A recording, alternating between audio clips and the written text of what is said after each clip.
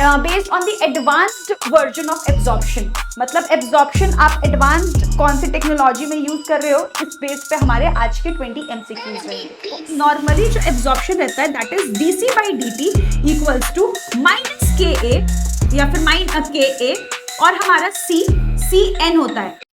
Hello everyone, welcome back to pharmacy India pro channel. Pharmacy India pro channel में आप सभी का स्वागत है।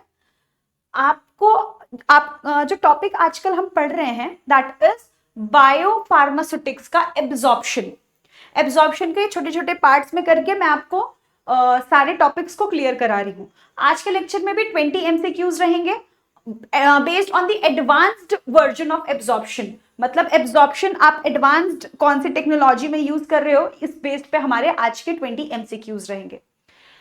लेक्चर शुरू करने से पहले जान लेते हैं कुछ इंपॉर्टेंट चीजें, जैसे कि अगर आपने फार्मेसी इंडिया मोबाइल ऐप को विजिट नहीं किया है तो एक बार जरूर विजिट करना फार्मेसी इंडिया मोबाइल ऐप को, जो कि आप प्ले स्टोर से डाउनलोड कर सकते हो। अगर आप प्ले स्टोर पे तक जाने की मेहनत नहीं करना चाहते हो तो आप दिए गए आइकन पे क्लिक कर दो, आप फटाफट फार्मेसी इंडिया मोबाइल ऐप को डायरेक्टली डाउनलोड कर सकते हो।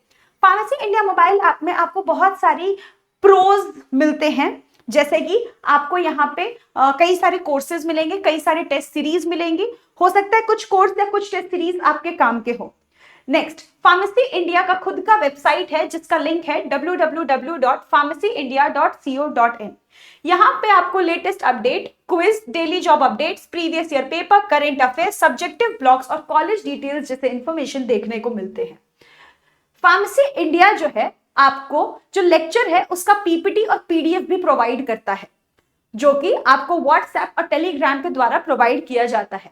तो आप हमारे साथ व्हाट्सएप और टेलीग्राम ग्रुप पे जरूर जुड़िए, जिसका लिंक जो है वो डिस्क्रिप्शन बॉक्स में भी मेंशन है, और आप यहाँ पे दिए गए आइकन पे भी क्लिक करोगे तो आप फटाफट हमारे व्हाट्सएप और टेलीग्राम लिंक पे या फिर ग्रुप पे पहुंच जाओगे। चलो, without wasting our time let's start with our first question. अच्छा, एक और चीज रह गई है, फार्मेसी इंडिया का ना बहुत सारे और भी वेबसाइट्स हैं और भी चैनल्स हैं apart from pharmacy India pro. हमारे पास फार्मेसी इंडिया है मेन चैनल, जिसमें आपको सारे फार्मा कॉम्पिटिटिव एग्जाम की प्रिपरेशन कराई जाती है। फार्मेसी इंडिया प्लस चैनल, जहां पे आपको सेमेस्टर और यूनिवर्सिटी एग्जाम्स की प्रिपरेशन कराई जाती है, और फार्मेसी इंडिया जॉब्स, जहां पे आपको फार्मा रिलेटेड जॉब्स की प्रिपरेशन कराई जाती है। ठीक है, चलो शुरू करते हैं पहले क्वेश्चन के साथ। Which dosage form exhibit a zero order kinetic absorption profile. Zero order क्या होता है? अगर आप जीरो ऑर्डर देखो, नॉर्मली जो एब्जॉर्प्शन रहता है that is dc by dt equals to minus KA या फिर KA और हमारा CN होता है। n अगर जीरो ऑर्डर है तो जीरो, अगर फर्स्ट ऑर्डर है तो n 1 हो जाता है। तो यहाँ पे क्या है ना कि यहाँ पे अगर C 0 हो जाएगा तो C को 0 लिखो या फिर C ना लिखो, बात बराबर है। तो यहाँ पे dc by dt मतलब रेट जो है वो कॉन्सेंट्रेशन पे डिपेंड नहीं करती है, तो ये हो जाता है हमारा जीरो ऑर्डर काइनेटिक्स। अब ये जो जीरो ऑर्डर काइनेटिक्स कौन से डोसेज फॉर्म जो है वो शो करती है, मतलब कि कांस्टेंट अमाउंट ऑफ ड्रग जो है वो रिलीज होगा फॉर अ पर्टिकुलर टाइम।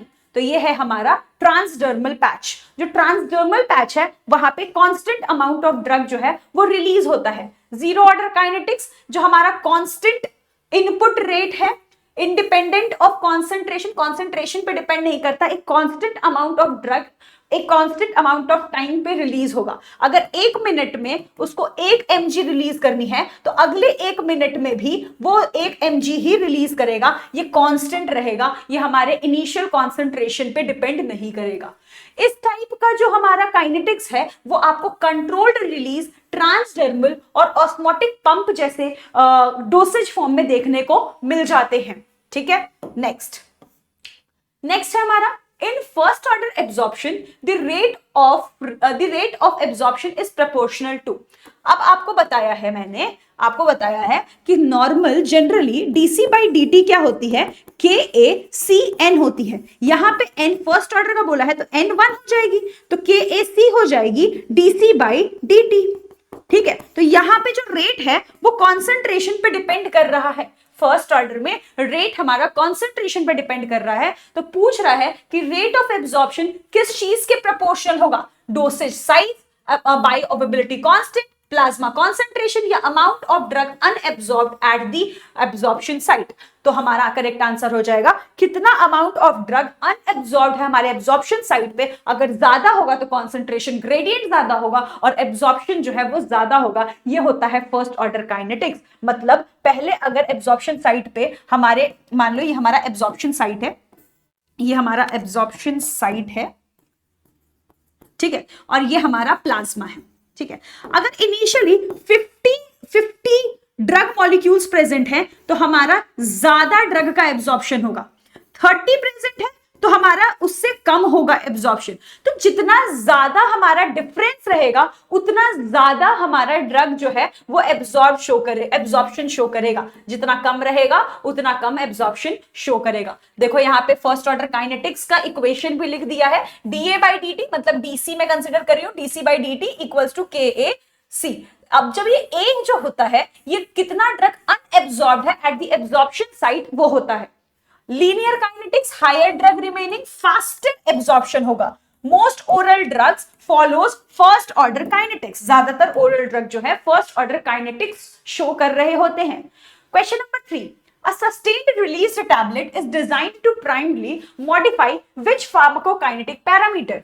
अगर हम सस्टेन्ड रिलीज टैबलेट की बात करेंगे तो वो प्राइमरली किस टाइप का फार्माकोकाइनेटिक पैरामीटर फॉलो करेगा। सस्टेन्ड रिलीज मतलब कि धीरे धीरे ड्रग जो है वो रिलीज होता जाए, तो वो किस टाइप का फार्माकोकाइनेटिक पैरामीटर शो करता है।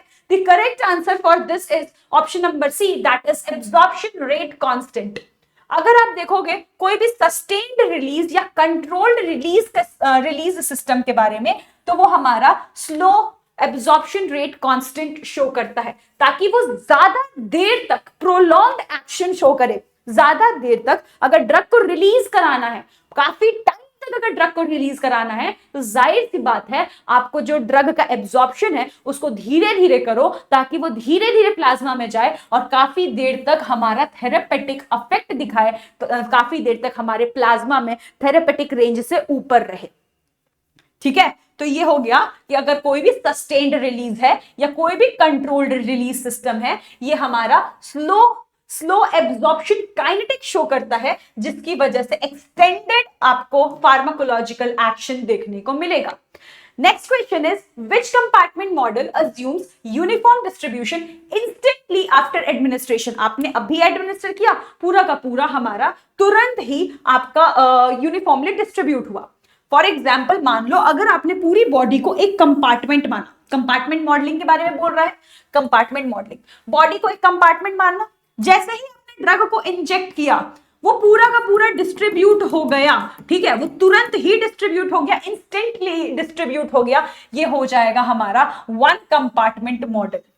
क्योंकि टू कंपार्टमेंट में क्या है, पहले इसमें डिस्ट्रीब्यूट होगा फिर दूसरे वाले में डिस्ट्रीब्यूट होगा, है ना। तो ये इंस्टेंटली एक ही बार में नहीं डिस्ट्रीब्यूट हो रहा है टू कंपार्टमेंट में, वन कंपार्टमेंट में हमारा इंस्टेंटली पूरे कंपार्टमेंट में डिस्ट्रीब्यूट हो जा रहा है। जब अगर हम वन कंपार्टमेंट में क्या बोलते हैं कि पूरी बॉडी को हमने एक कंपार्टमेंट माना है, मतलब पूरी की पूरी बॉडी एक कंपार्टमेंट है। और कंपार्टमेंट मॉडलिंग में हम अजम्पशन ले रहे होते हैं कि हमारा जो कंपार्टमेंट है उसमें ड्रग जो है पूरा का पूरा यूनिफॉर्मली डिस्ट्रीब्यूटेड रहता है। ऐसा नहीं है कि एक जगह पे ड्रग ज्यादा होगा और दूसरी जगह पे ड्रग कम होगा, ठीक है। तो हमारा आंसर हो जाएगा option number B, one compartment model. Explanation देख लेते हैं। Body treated as a single homogeneous body, मतलब पूरा का पूरा इंसान जो है उसको एक कंपार्टमेंट मान लो, पूरी बॉडी को एक कंपार्टमेंट मान लो। डिक्लाइन इन कॉन्सेंट्रेशन मतलब कि ड्रग जो है एलिमिनेट हो रहा है। डिक्लाइन होता है कॉन्सेंट्रेशन, मतलब ड्रग जो है वो एलिमिनेट आउट हो रहा है, ठीक है। आगे बढ़ जाओ। The parameter mean residence time belongs to which analysis method. Mean residence time का फॉर्मूला याद है क्या? सबसे पहले तो ये नॉन कंपार्टमेंट में आता है। ये कंपार्टमेंट, इस वाले मॉडल में आप कंपार्टमेंट, पूरी बॉडी को एक कंपार्टमेंट नहीं मान रहे होते हो, ठीक है। तो ये हमारा हो गया नॉन कंपार्टमेंटेड मॉडल। इसमें हमारा ना ग्राफ बनता है, दो ऐसे ग्राफ्स बनते हैं जिसमें ये वाला हो जाता है AUMC और उसके अंदर वाला हो जाता है AUC। जो मीन रेसिडेंस टाइम होता है वो हो जाता है AUMC डिवाइडेड बाय AUC। मतलब कि area under the mean residence time divided by area under the curve. ये हो गया हमारा मीन रेसिडेंस टाइम। कहीं ना कहीं हमारे टी हाफ के जैसा होता है, जैसे टी हाफ बताता है कि 50% ऑफ ड्रग एलिमिनेटेड, जो हमारा मीन रेसिडेंस टाइम होता है वो बताता है अप्रोक्सीमेटली 63 to 70% ऑफ ड्रग को एलिमिनेट होने का टाइम हमारा मीन रेसिडेंस टाइम आपको बता रहा होता है। ठीक है, चलो कई बार क्वेश्चन पूछ भी लिया जाता है मीन रेसिडेंस टाइम जो है कितने percent of drug eliminate out होने का टाइम बता रहा होता है, तो तब आपको ये आंसर करना होगा। नॉन कंपार्टमेंटल एनालिसिस, अब देखो यहां पे AUMC divided by AUC, average time a molecule stage into the body, ये आपको बता देगा। ओके चलो next question. A biphasic plasma concentration time curve after IV injection suggest. A biphasic plasma concentration time curve after IV injection क्या suggest कर रहा है? तो आपका ये करेक्ट आंसर हो जाएगा option number D, 2 compartment model. 2 compartment model क्यों? क्योंकि यहां पे आपको डिस्ट्रीब्यूशन और एलिमिनेशन दोनों ही चीज बता देता है बाइफेजिक प्लाज्मा कॉन्सेंट्रेशन। अब देखो, अगर आप देख रहे हो कि हमारा रैपिड अल्फा फेज है, अगर ग्राफ में रैपिड अल्फा फेज देख रहे हो मतलब कि ड्रग का डिस्ट्रीब्यूशन हो रहा है। स्लोअर बीटा फेज, अगर बीटा फेज स्लो है तो ये आपको ड्रग का एलिमिनेशन शो कर देगा। ठीक है, represents tissue uptake then the systemic clearance. चलो नेक्स्ट आगे बढ़ते हैं। Next, for permeability limited dosage form which formulation change must effectively increase absorption. अगर आप देखो परमिएबिलिटी लिमिटेड डोसेज फॉर्म की, तो इनमें से कौन सा फॉर्मुलेशन चेंज सबसे ज्यादा इफेक्टिवली इंक्रीज करेगा एब्जॉर्प्शन को? परमिएबिलिटी। अब परमिएबिलिटी में दिक्कत है, परमिएबिलिटी में दिक्कत है, परमिएबिलिटी खराब होने की वजह से एब्जॉर्प्शन अगर खराब हो रहा है तो आप परमिएबिलिटी को फोकस करो ना, परमिएबिलिटी को इंक्रीज करो ना। तो परमिएबिलिटी को इंक्रीज कर सकते हैं हम परमिएबिलिटी एनहांसर यूज करके। तो option number B, that is after adding the permeability enhancer, हमारी परमिएबिलिटी जो है वो इंक्रीज हो जाएगी। राइट, ये तो क्लियर हो गया होगा आपको।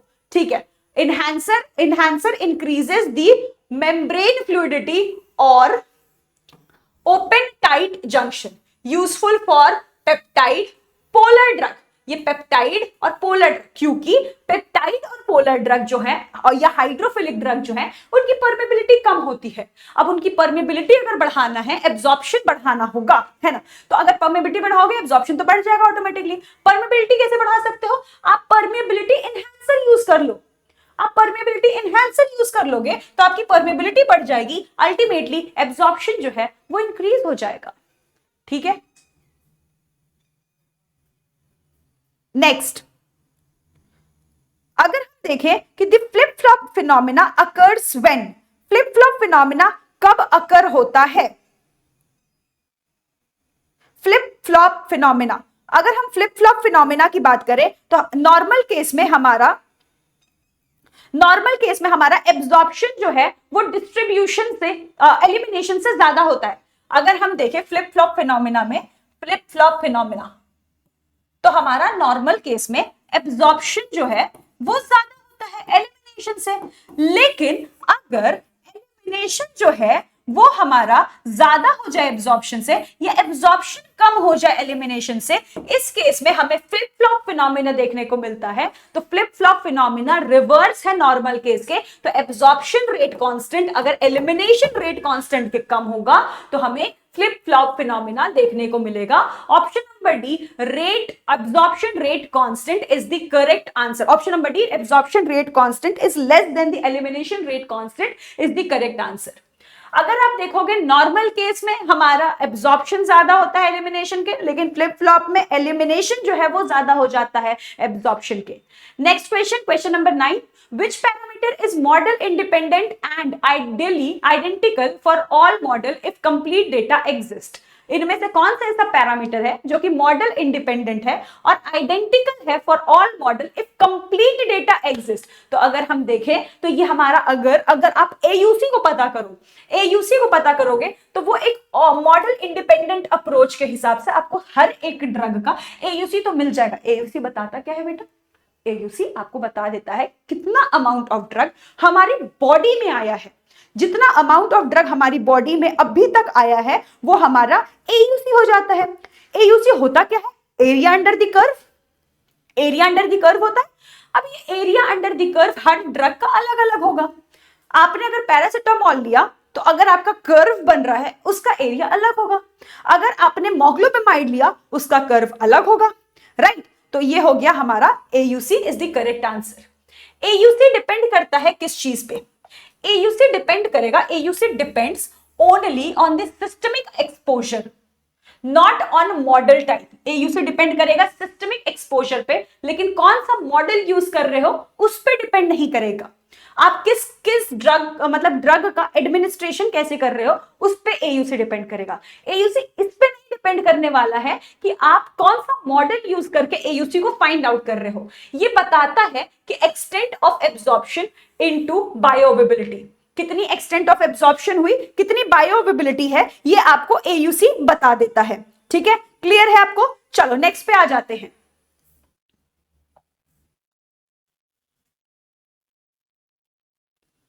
नेक्स्ट क्वेश्चन अगर आप देखोगे क्वेश्चन नंबर 10, क्वेश्चन नंबर 10 जो है वो आपको बता रहा है कि एक सेकेंड, हाँ चलो क्वेश्चन नंबर 10, क्वेश्चन नंबर 10 आपसे पूछ रहा है in non compartmental analysis steady state volume of distribution is derived from. Steady state volume of distribution कहां से डिराइव किया गया है in non compartmental analysis? So the correct answer for this is statistical movement theory using AUC, AUMC and AUC। अब AUMC और AUC से आप mean residence time भी पता कर सकते हो। तो अगर हम देखें volume of distribution at steady state का एक अलग से फॉर्मूला बन के आता है कि volume of distribution at steady state equals to dose into AUMC divided by AUC का होल स्क्वायर। ठीक है, next question, for a enteric coated formulation absorption begins with. अगर एंटेरिक कोटेड टैबलेट है, एंटेरिक कोटेड हम बनाते ही इसलिए हैं ताकि वो हमारे स्टमक में जाके टूटे ना। स्टमक में इसका ऐसी कोटिंग कर देते हैं, ये मान लो ये कोटिंग है, एंटेरिक कोटिंग है, इसकी कोटिंग इसलिए ऐसे की गई है ताकि ये हमारे स्टमक में जाके टूट ना पाए। अगर स्टमक में जाके नहीं टूटेगा तो ये कहां जाएगा? ये हमारे इंटेस्टाइन में जाके यहां पे सॉल्युबलाइज होगा और इसके बाद यहां से इसका एब्जॉर्प्शन होगा। तो हमारा एंटेरिक कोटेड टैबलेट जो है वो उसका एब्जॉर्प्शन जो है वो कहां से शुरू होगा? हमारे स्मॉल इंटेस्टाइन में ड्यूडेनम से शुरू होगा, है ना? जैसे ही उसको अल्कलाइन पीएच मिलता है एंटेरिक कोटेड टैबलेट का एब्जॉर्प्शन जो है वो शुरू हो जाता है। पॉलीमर जो है जो कि एंटेरिक कोटेड टैबलेट बनाने के लिए यूज किया जाता है वो सिर्फ डिसॉल्व होगा अगर पीएच जो है हमारा 5.5 से ज्यादा होगा, टुवर्ड्स बेसिक कंडीशन जाएगा तभी वो होगा। आपको पता है स्टमक का पीएच जो है 1.5 से 2 के बीच में रहता है। इट इज वेरी एसिडिक क्योंकि HCl प्रेजेंट है, ऑब्वियस सी बात है। अगर HCl प्रेजेंट है, स्ट्रॉन्ग एसिड प्रेजेंट है, तो इसकी वजह से हमारा जो स्टमक है उसका वो बहुत एसिडिक होगा। जैसे ही बेसिक पीएच की तरफ जाएंगे, ड्यूडेनम की तरफ जाएंगे, उसका पीएच जो है बढ़ने लगेगा, अल्कलाइन पीएच हो जाएगा। अब ये अल्कलाइन पीएच में ये पॉलीमर जो है वो हमारा डिसॉल्व होने लगता है और वहां पे हमारा ड्रग जो है वो एब्जॉर्प्शन शो करेगा। किस टाइप का ड्रग है? जो कि हम एंटेरिक कोटेड टैबलेट से दे रहे होते हैं। जो भी ड्रग हमारे गैस्ट्रिक के प्रेजेंस में या फिर HCl के प्रेजेंस में डिग्रेड हो, उस टाइप के ड्रग को हम एंटेरिक कोटेड करके देंगे।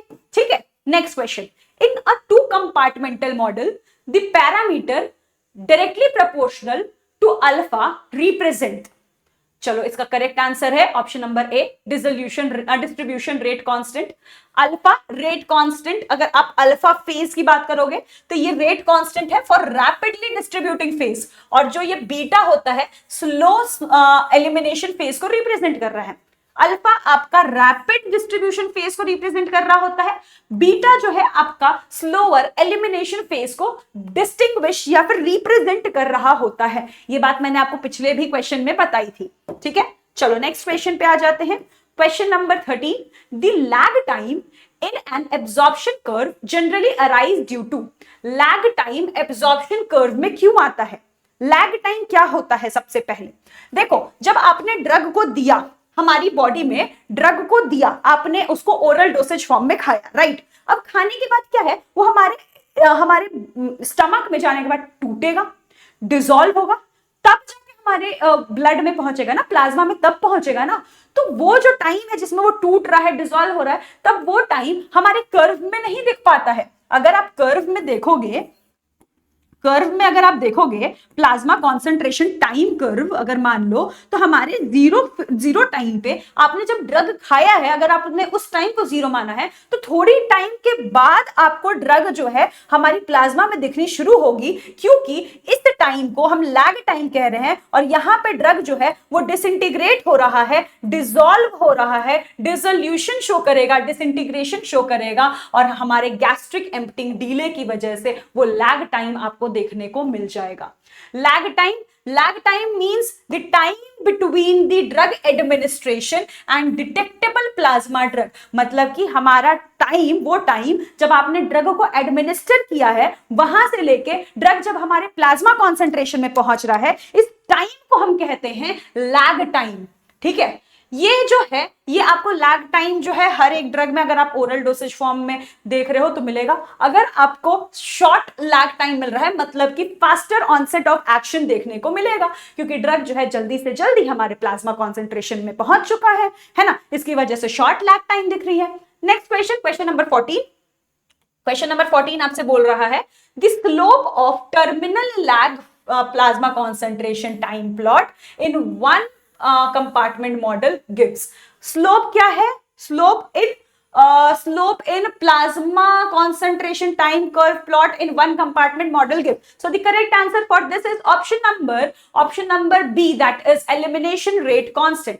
किस तरीके से? क्योंकि अगर आप देखोगे तो हमारा जो है फर्स्ट ऑर्डर काइनेटिक्स फॉलो हो रहा है, फर्स्ट ऑर्डर काइनेटिक्स फॉलो हो रहा है, तो उसमें हमारा यहां पे शो होगा हमारा वन कंपार्टमेंट में। अगर आप देखोगे वन कंपार्टमेंट में, यहां पे मान लो एब्जॉर्प्शन, अगर हम मान लो आईवी के लिए ले लेते हैं, चलो, तो एब्जॉर्प्शन तो नहीं होगा, एलिमिनेशन हो रहा होगा, तो हमारा डीसी बाई डी जो है वो होगा rate in minus rate out. ठीक है, अब रेट आउट, रेट इन तो है नहीं, तो रेट आउट होगा। रेट आउट क्या होगा? Rate out K E X. ठीक है, DC by D T equals to K E x. अब इसको अगर आप और सॉल्व करोगे तो आपको मिलेगा कि हमारा जो कॉन्सेंट्रेशन है, concentration equals to C not E to the power minus K T. ठीक है, ये आपको देखने को मिलेगा। आपने और सॉल्व किया तो आपको दिखेगा कि लॉग के फॉर्म में log C equals to log C not plus हमारा लॉग सी नॉट माइनस, अच्छा तो लॉग के फॉर्म में सॉल्व भी मत करो, जरा इसको देखो। अच्छा बेटा, इसको सॉल्व कर। अच्छा पहले, सबसे पहले ये देख लो कि सी जो है हमारा कौन सा कॉन्सेंट्रेशन है। सी जो है हमारा कौन सा कॉन्सेंट्रेशन है? Concentration at a particular time T पे हम कह देते हैं कि कॉन्सेंट्रेशन जो है वो सी है। ठीक है, सी नॉट हमारा इनिशियल कॉन्सेंट्रेशन हो जाता है। अगर आप लॉग के फॉर्म में इसको करोगे तो लॉग के फॉर्म में करने के बाद y equals to M X plus C कर देना। फटाफट अगर कर दोगे तो आपको जो है स्लोप जो है वो k डिवाइडेड बाई 2.303 देखने को मिल जाएगा। नेक्स्ट, अगर हम इसको सॉल्व करेंगे तो आपको मिल जाएगा नेक्स्ट टी हाफ जो आता है फर्स्ट ऑर्डर काइनेटिक्स का, दैट इज 0.693 डिवाइडेड बाई के ई। ठीक है, क्लियर है आपको ये बात?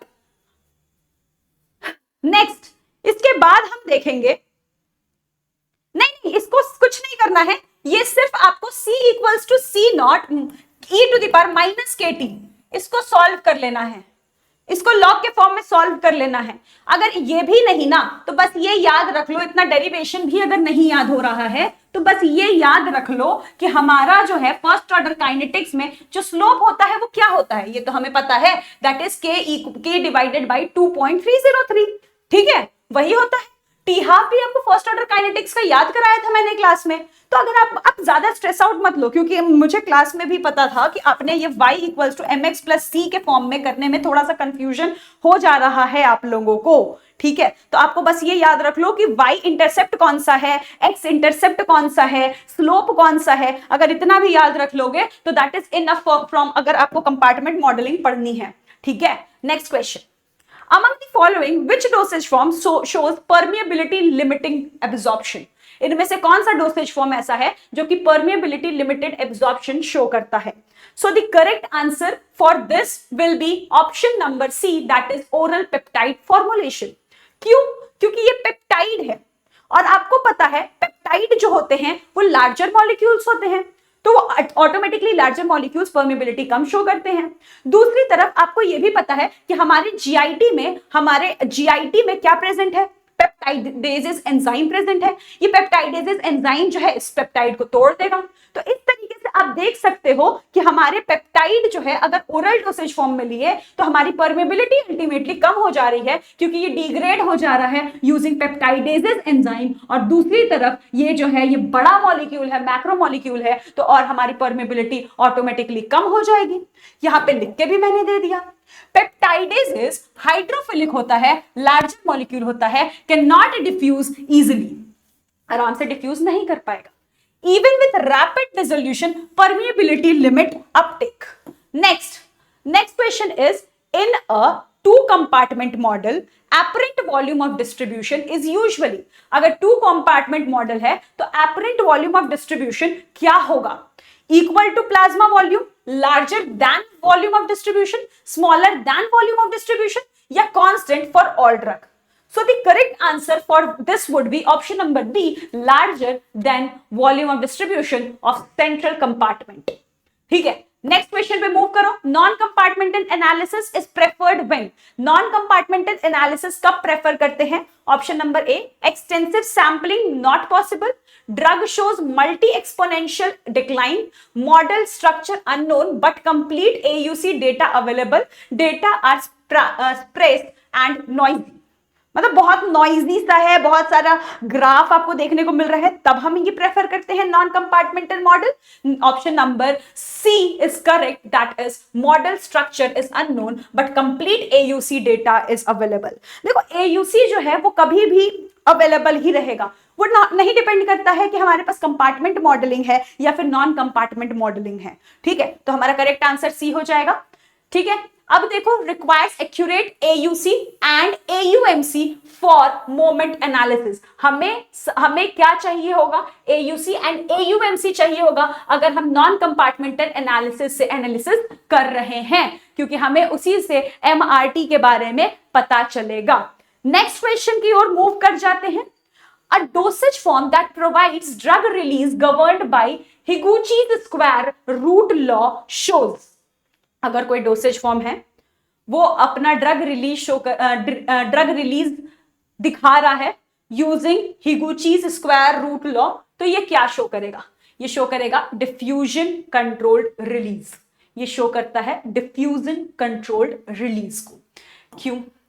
अगर आपको पता है हिगुचीज क्यूब रूट लॉ जो है, स्क्वायर रूट लॉ जो है, वो आपको डिफ्यूजन फ्रॉम द मैट्रिक्स है, उसमें से किस तरीके से ड्रग, मैट्रिक्स हमारे पॉलीमर के फॉर्म में है, मैट्रिक्स है, ड्रग है, उसके अंदर मैट्रिक्स के अंदर ड्रग है, तो ये ड्रग किस तरीके से रिलीज होगा, किस तरीके से डिफ्यूज होगा, ये आपको हिगुचीज स्क्वायर रूट लॉ बता रहा होता है। Next question is, bioavailability of drug from oral suspension compared to compressed tablet is usually higher because, अगर हम बायोअवेलेबिलिटी देखें ओरल सस्पेंशन की, वो ज्यादा होती है एज कंपेयर्ड टू हमारे टैबलेट। ओरल सस्पेंशन की बायोअवेलेबिलिटी कम है। आपको पता है बेटा कि टैबलेट और सस्पेंशन क्या है? हमारा सोल्यूशन फॉर्म में है, और टैबलेट तो भाई सॉलिड फॉर्म में है। ठीक है, ये तो हमें पता है। बायोअवेलेबिलिटी क्यों है? अगर आपने ड्रग दोनों कंज्यूम किया, अगर आपको पता है टैबलेट अगर आपने कंज्यूम किया है, हमारे स्टमक में आता है, स्टमक में आने के बाद टैबलेट क्या होगा? वो डिसइंटीग्रेट होगा, छोटे छोटे पार्टिकल्स में टूटेगा। छोटे छोटे पार्टिकल्स में टूटने के बाद इसका क्या होगा? डिसोल्यूशन होगा। डिसोल्यूशन होने के बाद इसकी परमिएबिलिटी होगी, और परमिएबिलिटी होगी उसके बाद ये हमारे सिस्टमिक सर्कुलेशन में तब पहुंच जाएगा। आपको पता है ये चीज। अब देखो, अगर हमने टैबलेट दिया है तो इतने सारे प्रोसेस हो रहे हैं। अब अगर आपने कोई सस्पेंशन दे दिया है, सस्पेंशन मतलब सोल्यूशन दे दिया है, सोल्यूशन दिया है तो ये नहीं होगा, डिसइंटीग्रेशन क्यों होगा, ऑलरेडी लिक्विड फॉर्म में। डिसॉल्व होके हमने दिया है, डिसोल्यूशन नहीं होगा, डायरेक्टली स्टमक में आके इसकी परमेबिलिटी होगी, तो आपको पता है इतनी जल्दी होगी, तो इसकी वजह से बायोअवेबिलिटी जो है हमारे सस्पेंशन की कंपेयर्ड टू टैबलेट ज्यादा होती है। समझ गए?